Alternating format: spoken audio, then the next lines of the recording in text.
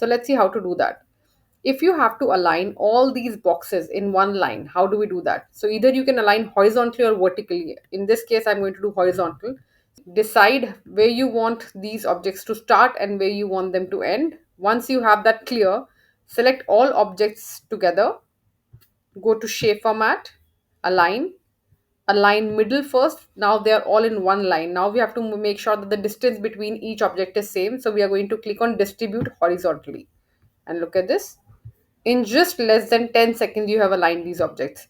You can also use this to align multiple objects. For example, if I want to create something like this, I'm going to make a copy of icon. Now, if I have to align all these three things together, I am going to select them all first, go to shape format, align, align center, align middle, and that's it. Look at this.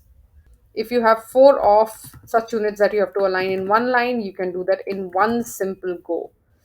Just decide the left and the right position, select them all, align, align middle, and align distribute horizontally. And that's about it.